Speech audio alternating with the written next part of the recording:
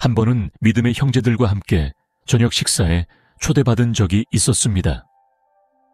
대화를 나누던 중 한 형제가 아내에게 이렇게 물었습니다.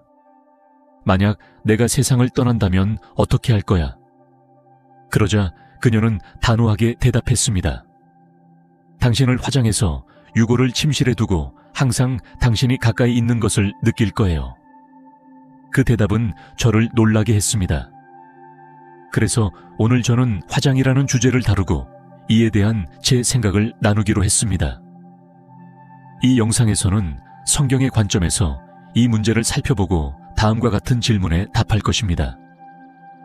죽은 이를 화장하는 것이 죄인가요? 크리스천도 화장을 선택할 수 있나요? 성경은 이에 대해 어떻게 말하고 있나요? 이 영상은 깊이 있고 깨달음을 줄 내용을 담고 있으며 크리스천으로서 우리의 신념을 강화하는 데 유익한 정보를 제공할 것입니다. 진행하기 전에 이 영상을 좋아요로 응원해 주시고 아직 구독하지 않으셨다면 채널을 구독해 주시길 부탁드립니다. 알림벨을 활성화하셔서 새로운 영상 소식을 놓치지 마세요. 현대 사회에서의 화장, 포스트 모던 사회, 특히 크리스천 공동체 내에서도 화장을 둘러싼 여러 논란이 일어나고 있습니다. 그럼에도 불구하고 이 관행을 성경의 빛 아래에서 검토하는 것은 필수적입니다. 화장은 많은 나라에서 점점 더 일반화되고 있으며 그 인기는 앞으로도 계속 증가할 것으로 보입니다. 예를 들어 미국에서는 현재 인구의 절반 이상이 전통적인 매장보다 화장을 선호한다고 합니다. 화장이란 무엇인가요? 우선 화장이 무엇인지 정의해 보겠습니다. 화장은 시신을 화장로의 열을 이용해 재로 변환하는 과정을 말합니다. 방사선이나 방사성 물질에 오염된 시신을 제외하면 어떤 시신도 화장할 수 있습니다. 이 과정에서 시신은 관에 넣어져 화장실로 옮겨지고 매우 높은 온도에서 몇 시간 동안 처리되어 뼈 조각으로 변합니다. 이후 이 조각들은 정리되고 분쇄되어 고운 가루로 만들어져 가족에게 전달됩니다. 성경에서의 화장 언급. 성경은 2번 화장에 대해 언급하고 있습니다. 그중 하나는 여호수아 7장 25절로 아간과 그의 가족이 하나님께 죄를 범한 대가로 돌에 맞아 죽은 뒤 화장되었던 장면입니다. 하지만 여기서 중요한 점은 이것이 죽은 이를 대하는 일반적인 관행이나 하나님의 명령이 아니라 특정 죄에 대한 처벌이었다는 점입니다. 또 다른 기록은 사무엘상 31장 10일에서 13절에 있습니다. 야베스 길르앗의 용감한 사람들이 사울과 그의 아들들의 시신을 가져와 화장한 장면입니다. 사울과 그의 아들들의 시신을 화장했던 사건은 인상적입니다. 그들의 시신은 벳산 성벽에서 수거되어 야베스로 옮겨져 화장되었습니다. 이는 훼손된 시신의 상태와 아마도 블레셋 사람들에 의한 추가 모독에 대한 두려움 때문에 필요했던 조치였습니다. 중요한 점은 이때 화장은 완전히 이루어진 것이 아니었으며 뼈는 보존되어 큰 나무 아래에 묻혔다는 사실입니다. 구약성경에서의 화장. 구약성경에서는 화장 관행에 대해 간접적으로 언급하고 있습니다. 불태우는 것은 특정 중대한 죄에 대한 법적 처벌로 사용되었습니다. 예를 들어 레위기 20장 14절에서는 이렇게 말합니다. 어떤 사람이 여인과 그녀의 어머니를 함께 아내로 맞이하면 이는 음란한 행위이니 그와 그 여인들을 불태워 너희 가운데 음란한 일이 없게 하라. 유사하게 레위기 21장 9절에서는 이렇게 기록되어 있습니다. 제사장의 딸이 음행하여 자신을 더럽히면 그의 아버지를 욕되게 함이라. 그를 불태워 죽일지니라. 화장에 대한 신학적 관점. 시신을 화장하는 것에는 다양한 이론과 믿음이 존재합니다. 어떤 사람들은 이것이 부활에 영향을 미칠 수 있는 죄라고 여기지만 다른 사람들은 매장의 방식에 큰 중요성을 두지 않습니다. 그렇다면 성경은 이에 대해 무엇이라고 말하고 있을까요? 성경은 화장에 대해 직접적으로 언급하지 않지만 우상 숭배를 행하던 민족들 사이에서 흔히 행해졌던 사람을 산채로 태우는 제물로서의 행위를 명확히 금지하고 있습니다. 또한 성경은 존엄한 매장의 중요성을 가르칩니다. 이는 아브라함이 그의 아내 사라를 위해 매장지를 마련한 태도에서 분명히 드러납니다. 창세기 23장 3, 4절에서 아브라함은 이렇게 말합니다. 나는 당신들 중에 거류하는 낯선 사람이라. 내 죽은 자를 내 앞에서 매장하게 할 수 있도록 매장지를 내게 주시오. 이와 같은 태도는 죽은 이를 존엄하게 대하는 성경적 원칙을 보여주며 우리에게 시신을 다루는 방식에 대한 신학적 통찰을 제공합니다. 성경 문학에서의 매장. 성경 문학 전반에 걸쳐 땅에 시신을 묻는 관행은 중요한 기반을 이루며 후속 성경 이후에 유대 전통에 큰 영향을 미쳤습니다. 사내들인. 경전에서 랍비들은 신명기 21장 22에서 23절을 인용하여 매장의 중요성을 논의합니다. 사람이 죽을 죄를 지었고 그가 죽임을 당하여 나무에 달린다면 그의 시체는 그 나무 위에 밤새 두지 말고 그날에 그를 묻어야 한다. 나무에 달린 사람은 하나님께 저주를 받은 자이기 때문이다. 너희가 하나님이 너희에게 유업으로 주시는 땅을 더럽히지 않도록 하여라. 이 가르침에 대해 깊이 생각하고 화장과 같은 현대적 관행에 어떻게 적용할 수 있을지 성경의 원칙을 따르며 인간의 존엄성을 존중하는 방식으로 실천할 방법을 모색하는 것이 중요합니다. 유대 법에서의 통찰. 나는 마이모니데스의 법을 공부하며 그가 토라의 규정에 따라 처형된 자를 그날 바로 묻어야 한다고 설명하는 부분을 기억합니다. 이 계명은 다른 죽은 자에게도 적용되며 존엄하고 즉각적인 매장의 중요성을 강조합니다. 탈무드에서는 모든 사람에게 땅에 묻는 것이 유대법에서 요구되는 바탕임을 강화합니다. 유대인의 사고에서는 인간의 몸이 창조주에게 속한 것으로 믿어집니다. 인간은 그것을 빌려받은 것이며 우리는 그것의 수호자로서 그 어떤 방식으로도 몸을 변경할 권리가 없습니다. 이 원칙은 사망 후에도 적용되며 고인의 몸을 훼손하는 행위를 금지합니다. 창세기 3장 19절에서 이렇게 말합니다. 너는 얼굴에 땀을 흘려서 먹을 것을 얻을 것이며 너는 땅으로 돌아갈 때까지 먹을 것이다. 이는 너희가 땅에서 나왔기 때문이다. 너희는 흙이니 흙으로 돌아갈 것이다. 유대 사상에서 이 구절은 자연의 순환과 우리의 유한한 육체를 처리하는 올바른 방법을 다시 한번 확인시켜 줍니다. 우리는 땅에서 왔고 결국 땅으로 돌아가야 합니다. 유대 전통에서는 이 과정을 인위적으로 방해하는 것, 예를 들어 시신을 보존하는 방부처리나 화장을 통한 분해 촉진은 금지됩니다. 스테인메츠 랍비는 유대법이 명시적으로 땅에 묻는 것을 요구하지 않았더라도 고대부터 내려온 매장 관행이 유대 종교와 문화의 근본적인 부분임을 지적합니다. 기독교 윤리에 대한 반성. 친애하는 청취자 여러분, 이제 우리는 이 주제에 대한 성경적이고 유대적인 신념을 좀 더 잘 이해했으므로 기독교 윤리학 전문가인 데이비드 존스 교수님의 반성을 소개하고자 합니다. 교수님은 우리에게 세 가지 중요한 질문을 던집니다. 이곳에서 어떤 도덕적 규범이 적용되는가? 어떤 방법이 하나님 사랑과 이웃 사랑을 가장 잘 보여줄 수 있는가? 어떤 방법이 하나님께 더 큰 영광을 돌릴 수 있는가? 기독교 장례식은 단순히 우리의 사랑하는 사람들과 작별을 구하는 방법이 아니라 복음의 메시지와 희망을 증언하는 그리스도 중심의 사건입니다.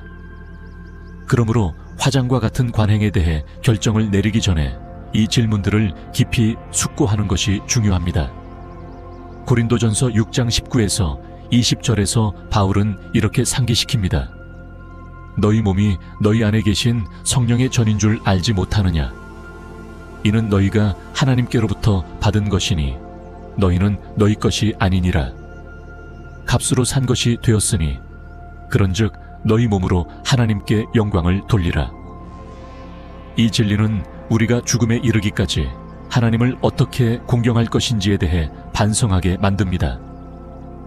하나님의 성령이 우리 안에 거하신 믿는 자로서 우리의 몸이 신성한 전임을 알면서 화장을 고려할 수 있을까요? 여러분, 각자가 이 진리들을 깊이 반성하고 모든 삶의 상황, 심지어 죽음에 이르기까지 해서 하나님을 영화롭게 하는 방법을 찾기를 바랍니다. 몸에 대한 존경과 부활에 대한 희망, 화장과 매장에 대한 논쟁의 핵심에는 죽음과 그 이후의 몸에 대한 우리의 관점이 있습니다. 성경은 고인의 시신에 대해 존경과 예의를 표하는 명확한 예시를 제시합니다. 아리마대 요셉과 니고데모가 예수님의 시신을 매장 준비할 때의 배려를 기억합시다. 그들은 고운 배와 모략을 사용하여 유대인의 전통을 따르며 죽음 후에도 시신이 존엄과 존경을 받고 처리되도록 했습니다. 죽은 자를 대하는 이러한 배려는 고인이 된 사람에 대한 존경뿐만 아니라 하나님의 창조물에 대한 존경과 부활에 대한 희망을 반영합니다. 데살로니가전서 4장 13, 14절에서 바울은 이렇게 설명합니다. 형제들아, 자는 자들에 대해 너희가 알지 못하는 것을 원치 아니하노니 이는 너희가 소망 없는 자와 같이 슬퍼하지 않게 하려 함이라. 예수께서 죽었다가 살아나셨으므로 하나님이 예수와 함께 자는 자들을 데리고 오시리라. 따라서 우리가 사랑하는 이들의 시신을 다루는 방식은 삶, 죽음, 그리고 부활에 대한 우리의 믿음을 반영합니다. 화장 대신 매장을 선택하는 것은 부활에 대한 우리의 믿음과 하나님의 창조물 각각에 대한 가치를 확증하는 것으로 볼 수 있습니다. 고려해야 할 질문들. 화장에 대해 고려할 때 우리는 스스로에게 이렇게 물어야 합니다. 이 관행이 성경이 가르치는 몸에 대한 존경과 예의에 부합하는가? 우리는 부활에 대한 우리의 믿음과 하나님이 인간 창조물에 부여한 고유한 가치를 적절하게 반영하고 있는가? 또한 우리의 선택이 남겨진 이들에게 미칠 영향을 고려하는 것도 중요합니다. 장례의식은 슬픔을 표현하고 상실을 인식하는 공간을 제공합니다. 이는 정서적이고 영적인 치유의 중요한 부분입니다. 장례식은 공동체가 모여 추억을 나누고 서로 위로를 주고받을 수 있는 기회를 허락합니다. 신앙의 간증. 마지막으로 장례 관습에 대해 결정을 내릴 때 우리는 항상 하나님을 영화롭게 하고 복음의 메시지를 전달하는 방법을 찾아야 합니다. 이는 우리의 선택이 가족과 친구들뿐만 아니라 세상에 대한 우리의 증거에 어떤 영향을 미칠지도 신중하게 고려해야 함을 의미합니다. 사랑하는 형제자매 여러분, 이 주제에 대한 우리의 반성이 하나님께서 주신 지혜와 창조주와 서로에 대한 사랑으로 인도받기를 기도합니다. 우리의 결정들이, 심지어 지구상의 생애의 끝과 관련된 결정들이 항상 주님 안에서 우리의 신앙과 소망의 간증이 되기를 기도합니다. 결론적으로 우리는 화장에 대한 다양한 관점을 탐구했습니다. 성경의 가르침, 유대인의 전통, 그리고 기독교 윤리적 반성을 고려하며 우리의 죽음 이후 몸에 대한 처리 방법이 어떻게 우리의 신앙을 반영하고 하나님을 공경하며 사랑하는 이들에게 위로를 제공할 수 있는지 이해하려고 노력했습니다. 핵심적인 교훈은 기독교인으로서 우리의 궁극적인 목표는 죽음과 그에 관한 결정을 포함하여 모든 삶의 영역에서 하나님을 영화롭게 하는 것이라는 점입니다. 바울이 깊이 말한 대로 우리의 몸은 성령의 전이며 하나님께 속한 것입니다. 그러므로 우리는 하나님을 존경하고 부활에 대한 소망을 나타내며 그분의 사랑과 능력을 주변 사람들에게 증언하는 결정을 내리기 위해 노력해야 합니다. 이 반성에 함께 해주셔서 감사드리며 하나님께서 각자에게 하나님을 영화롭게 하고 우리의 마음에 평화를 가져다주는 결정을 내릴 수 있도록 인도하시기를 기도합니다. 아멘. 신체에 대한 결정의 신학적 의미. 믿음의 여정에서 우리가 죽은 후 신체를 어떻게 처리할 것인지에 대한 결정은 신학적이고 정서적인 중대한 의미를 지닌다는 것을 인식하는 것이 중요합니다. 성경은 이러한 결정을 안내하는 원칙과 예시를 제공합니다. 예를 들어 예수님의 시체에 대한 차례와 존경을 통해 죽음에서의 존엄성의 중요성이 강조됩니다. 예수님의 십자가 처형 후 아리마대의 요셉은 예수님의 제자였던 비밀한 신자였으며 용감하게 빌라도에게 예수님의 시체를 달라고 요청했습니다. 빌라도는 이를 허락했고 요셉과 니고데모는 예수님의 시체를 가져다가 향료와 아마포에 싸서 새 무덤에 안치했습니다. 요한복음 19장 38절부터 40절까지. 이 행위는 존엄한 장례를 치르는 것의 중요성을 강조합니다. 묻는 것에 대한 성경적 기초. 구약 성경에서는 장례의 중요성을 일관되게 강조합니다. 창세기 23장에서 아브라함은 그의 아내 사라를 위한 묘지를 확보하기 위해 마음나 동굴을 구입하는 데 큰 노력을 기울입니다. 이 이야기는 고인에 대해 정해진 안식처를 마련하는 문화적이고 영적인 중요성을 강조합니다. 구약에 깊이 뿌리내린 유대 전통은 장례의 실천을 더욱 강화하며 타르무드는 화장을 금지하고 장례의 중요성을 설명합니다. 이는 하나님의 형상대로 창조된 인간의 신체에 대한 깊은 존경을 반영합니다. 죽은 후 신체의 보존은 하나님의 형상대로 창조된 생명에 대한 존경의 연장으로 여겨집니다. 신체와 부활에 대한 신학적 성찰. 사도 바울은 고린도전서 15장에서 죽은 자의 부활에 대해 광범위하게 언급하면서 신체의 부활과 그리스도의 부활을 비교합니다. 그는 우리의 몸은 지금은 썩지만 부활 때에는 썩지 않을 몸으로 다시 살아날 것이라고 강조합니다. 이 미래의 소망은 우리의 육체적 몸이 죽음 속에서도 여전히 중요하고 가치가 있다는 것을 강조합니다. 이러한 성경적이고 신학적인 기초를 이해한 후 우리는 화장과 장례에 대한 우리의 결정에 대해 윤리적 영향을 살펴볼 수 있습니다. 윤리적 고려사항. 데이빗 존스 교수님은 우리가 3가지 중요한 질문을 고려할 것을 도전합니다. 여기에 적용되는 도덕적 규범은 무엇인가? 어떤 방법이 하나님과 이웃에 대한 사랑을 가장 잘 보여주는가? 어떤 방법이 하나님께 더 큰 영광을 돌릴 수 있는가? 도덕적 규범은 신체와 부활에 관한 성경의 가르침에 뿌리를 두고 있습니다.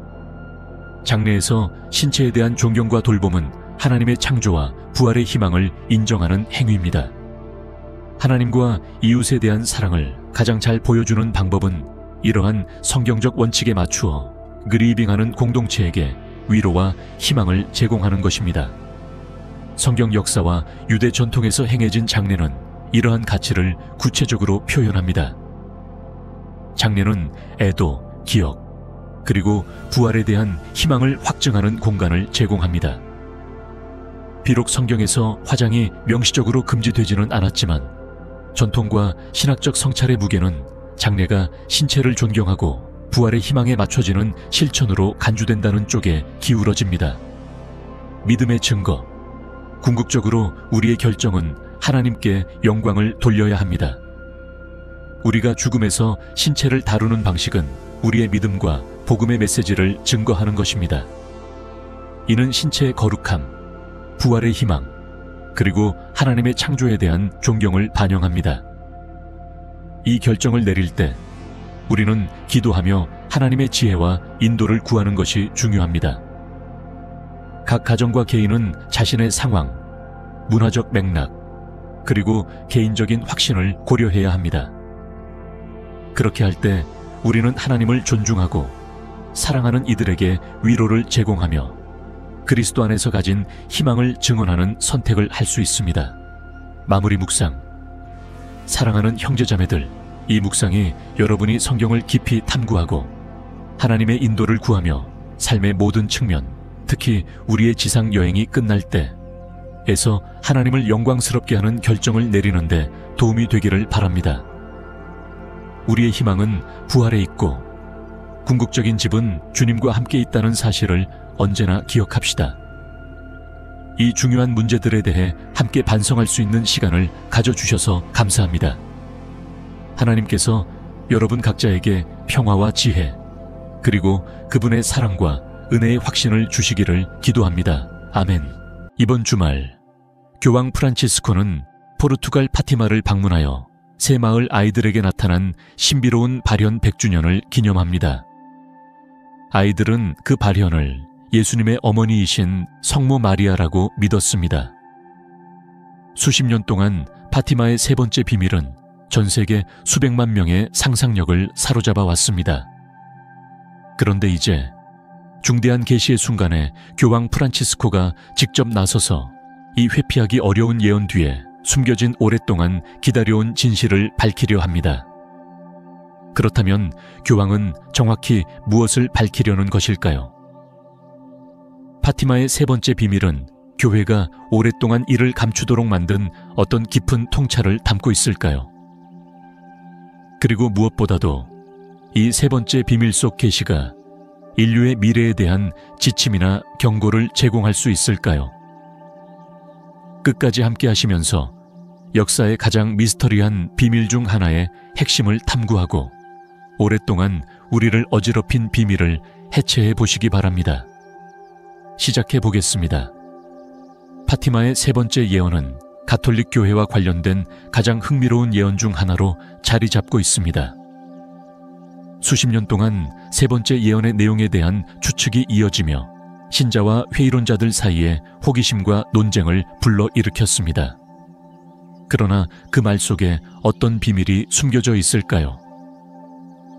파티마의 세 가지 비밀은 1917년 세 명의 어린 포르투갈 목자 루시아 산토스와 그녀의 사촌인 진타와 프란시스코 마르토가 경험했다고 주장한 놀라운 환상과 예언의 연속입니다. 이 아이들은 5월부터 10월 사이에 6번 성모 마리아를 만났다고 주장했으며 이 사건은 파티마의 성모 발현으로 알려져 있습니다. 하지만 1917년 7월 13일 정오쯤 놀라운 사건이 벌어졌습니다. 성모 마리아는 그녀의 신성한 지혜 속에서 세 가지 비밀을 아이들에게 맡겼습니다. 그러나 이 비밀들은 1941년까지 신비에 쌓여 있었습니다. 거의 24년이 지난 후에야 루시아가 작성한 문서를 통해 이 중 두 가지 비밀이 공개되었는데 이는 주제 알베스코라 다 실바 주교의 요청을 따른 것이었습니다. 이 계시는 진타라는 목자 아이에 대한 책을 출판하는 데 도움을 주기 위해 처음 의도되었습니다. 그런데 여기서부터 이야기가 더욱 신비로워집니다. 파티마의 세 번째 비밀은 수년간 베일에 쌓여 있다가 빛을 보게 되었습니다. 1943년 발현을 목격했던 아이들 중 한 명인 루시아에게 주교가 비밀을 밝힐 것을 권유했습니다. 그러나 루시아는 자신이 하나님으로부터 명확한 지시를 받았는지 확신할 수 없어 망설였습니다. 결국 주교의 강력한 요청에 따라 1943년 10월에 그녀는 비밀을 기록해 봉투에 봉인하고 1960년까지 개봉하지 말라는 엄격한 지시를 남겼습니다. 당시에는 그 의미가 더 명확해질 것이라 여겨졌습니다. 이후 2000년에야 교황 요한 바오로 2세가 세 번째 비밀의 내용을 세상에 공개했습니다. 비밀의 전부가 공개되었는지에 대한 의구심이 일부 존재했지만 바티칸은 해당 계시의 진정성을 주장했습니다. 그렇다면 이 비밀들에는 정확히 무엇이 담겨 있었을까요? 가톨릭 해석에 따르면 지옥, 제1차 세계대전의 격동적인 사건들, 그리고 20세기 동안 기독교인들이 직면했던 박해와 같은 심오한 주제들이 포함되어 있었습니다. 마리아 발현의 더 넓은 맥락을 살펴보면 가톨릭 교회가 조사한 수백 건의 발현 중 공식적으로 승인된 사례는 극히 일부에 불과하다는 점이 주목할 만합니다. 놀랍게도 승인된 12건 중 9건이 1830년에서 1933년 사이에 발생했습니다. 승인된 사건의 수가 적다는 점은 그 중요성에 대해 생각하게 합니다. 문화인류학자인 빅터와 에디스 터너는 1958년에 가톨릭으로 개종한 후 마리아 발현 숭배의 증가를 산업화 이후 급격한 변화에 직면한 중하층 계급의 반응으로 보았습니다. 이제 파티마 계시의 중심 인물 중 한 명인 루시아 산토스의 삶을 더 깊이 들여다보겠습니다. 여기서 이야기는 더욱 기이해집니다. 1928년 루시아는 겨우 14살의 나이에 포르투갈 포르투 인근의 빌라르에 있는 세인트 도르시 학교로 보내졌습니다. 이후 그녀는 스페인 국경 근처 투이에 위치한 수녀원에서 수녀로 서약을 했습니다. 놀랍게도 루시아는 생애 내내 가끔씩 개인적인 환시를 경험했습니다. 1930년대 레리아의 주교는 수녀로서 예수와 성심의 마리아 루시아라는 이름을 받은 루시아에게 그녀의 경험을 기록하도록 요청했습니다. 이 노력은 1917년 그녀의 사촌들과 함께 목격했던 발현에 대한 더 많은 세부 정보를 밝히기 위함이었습니다. 흥미롭게도 발현 당시 아이들에게 비밀이 맡겨졌다는 개념은 1917년 7월에 이미 등장했습니다. 루시아는 이 비밀이 사람에 따라 긍정적이거나 부정적인 결과를 초래한다고 암시했습니다. 그러나 그녀가 세 번째 회고록을 작성한 1941년에 이르러서야 비로소 비밀의 진실이 드러났습니다. 이는 약 20년 후 라살레트의 성모 발현에서 비밀을 밝힌 프랑스의 환시자 멜라니 칼바트와 유사한 패턴이었습니다. 루시아는 세 비밀이 세 부분으로 구성되어 있다고 공개했습니다. 첫 두 가지는 1941년에 드러났고 세 번째 비밀은 1944년 1월 3일에 기록되었습니다. 1940년대 중반 스페인 투이에 있는 수녀들과 함께 생활하던 중 루치아 수녀는 심각한 병에 걸려 고통스러운 시간을 보내고 있었습니다. 그녀는 비밀의 나머지 부분을 밝히지 못한 채 세상을 떠날까 두려워했습니다. 이로 인해 레리아 주교는 그녀에게 순종의 마음으로 세 번째 비밀을 기록할 것을 긴급히 요청했습니다. 병마로 고통받던 그녀는 힘겹게 세 번째 비밀을 한 장의 종이에 적어 내려갔고 봉투에 봉인하며 그 내용의 심각성을 강조했습니다. 루치아 수녀의 증언을 더 깊이 탐구하기에 앞서 당시 요제프 라친거 추기경 후에 교황 베네딕토 16세의 말을 살펴볼 필요가 있습니다. 그의 신학적 논평인 파티마의 메시지에서 라친거 추기경은 세 번째 비밀을 둘러싼 오랜 논란과 추측을 인정했습니다. 그는 오랫동안 비밀로 간직된 봉투의 내용이 모든 이의 기대를 충족시키지는 못할 것이라고 설명했습니다. 세 번째 비밀에 대한 신중한 분석은 주요한 미스터리를 풀거나 미래를 예측하는 데 도움이 되기보다는 상징적 언어로 표현된 최근 세기의 순교자들의 교회를 보여준다고 말했습니다. 이러한 언어는 이해하기 어렵지만 깊은 의미를 내포하고 있습니다. 파티마 계시를 검토하면서 우리는 우리 주님의 어머니가 큰 혼란의 시기에 기독교와 인류에게 보내신 이 메시지의 의도를 궁금해하지 않을 수 없습니다. 이 교훈들은 오늘날 우리가 직면한 문제들에도 적용될 수 있을까요? 아니면 그저 당시의 종교적 환경에 깊이 영향을 받은 어린이들의 생각을 엿볼 수 있는 단서일 뿐일까요? 이 비전의 중요성은 어디에 있으며 우리는 이를 어떻게 해석해야 할까요? 그럼 이제 1917년 포르투갈 파팀에서 3명의 어린 목동들이 목격한 사건으로 초점을 옮겨 보겠습니다.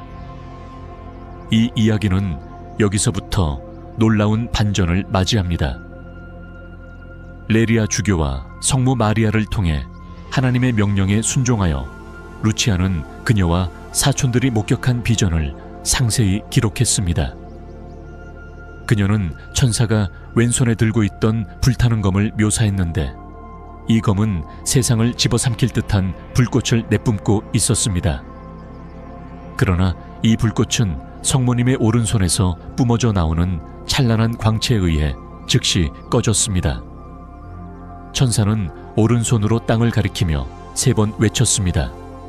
회개하라, 회개하라, 회개하라.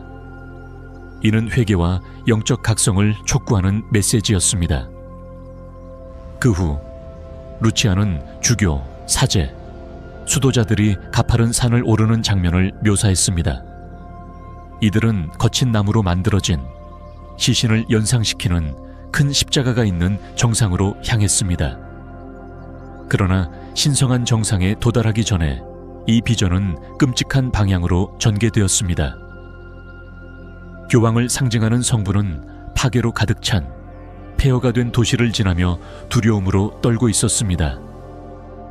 그의 여정은 고통과 슬픔으로 가득했으며 그는 길을 따라 흩어진 고인의 영혼을 위해 기도했습니다.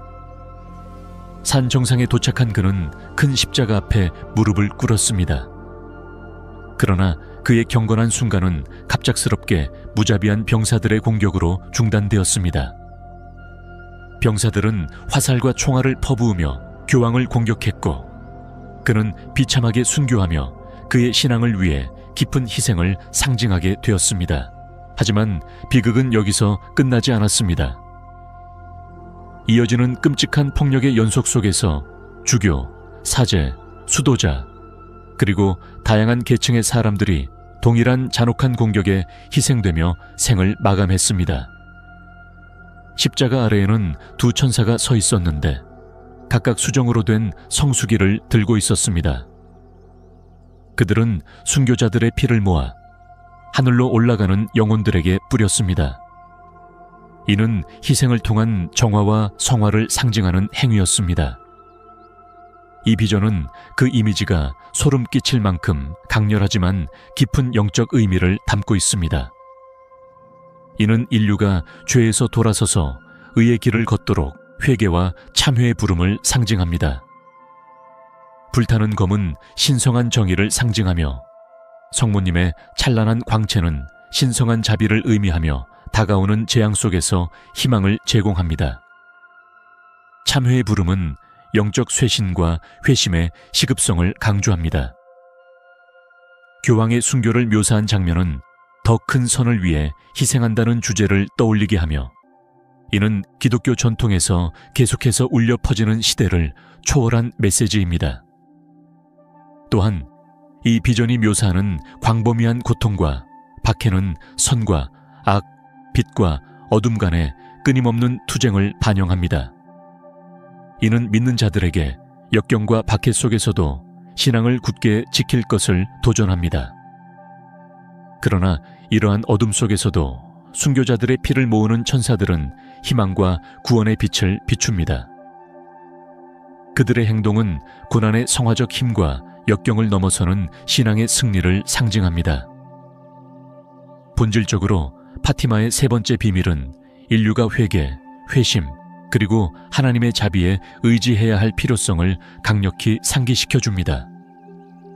이는 우리에게 참회의 부름을 따르며 십자가를 받아들이고 박해와 고난 속에서도 신앙을 견지할 것을 촉구합니다. 그러나 이와 같은 예언적 비밀들이 파팀에서 3명의 어린 시연자들에게 어떤 영향을 미쳤는지는 상상할 수밖에 없습니다. 하나님과 성모님께 받은 말씀과 비전은 그 순간에만 국한되지 않고 오늘날 우리 모두에게도 중요한 의미를 지니고 있습니다. 거의 40년 후인 1982년 5월, 루치아 수녀는 교황 요한 바오로 2세에게 편지를 보내면서 파티마 세 번째 비밀에 대한 자신의 해석을 공유했습니다. 그녀는 이 비밀이 상징적인 경고를 담고 있다고 밝혔습니다. 만약 세계가 비밀에 명시된 요청을 따르지 않는다면 러시아의 오류가 확산되어 전쟁, 교회에 대한 박해, 그리고 성부의 고통을 초래할 것이라고 했습니다. 그러나 요청을 따른다면 러시아는 회심하고 평화가 찾아올 것이라고 전했습니다. 마침내 수십 년 동안 기다려온 파티마 세 번째 비밀의 전모가 밝혀졌습니다. 신앙교리성은 교황 요한 바오로 2세가 이 비밀을 공개하기로 한 결정이 인간의 탐욕과 권력과 악을 향한 악행으로 얼룩진 혼란스러운 시대의 종결을 의미한다고 강조했습니다. 동시에 이는 하나님의 자비로운 사랑과 예수님의 어머니이자 교회의 어머니인 성모님의 세심한 보살핌이 가득한 시대를 상징하기도 합니다. 파티마 이야기는 인류 역사를 형성하는 두 가지 핵심 요소를 강조합니다.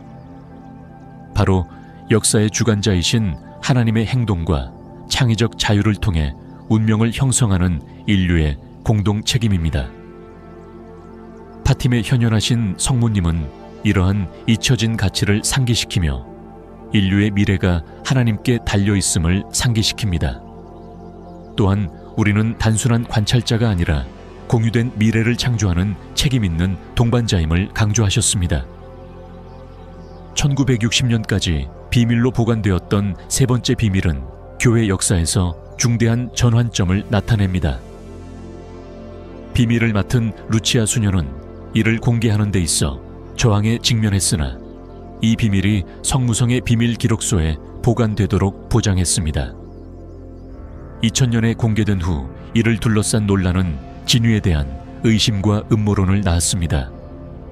그러나 신앙교리성은 공개된 내용의 진정성을 확인했으며 루치아 수녀도 모든 것이 공개되었음을 확언하며 숨겨진 계시가 없다는 점을 분명히 했습니다. 2005년 그녀가 세상을 떠나기 전 루치아 수녀는 성모님의 말씀과 메시지가 적절한 시기에 세상과 공유되도록 보장했습니다. 또한 세계, 특히 러시아를 성모님의 성심에 봉헌함으로써 복되신 성모님의 뜻이 이루어졌으며 세 번째 비밀과 관련된 논란을 해소했습니다. 이는 파티마의 역사적 계시에 대한 명확성과 결말을 가져왔습니다.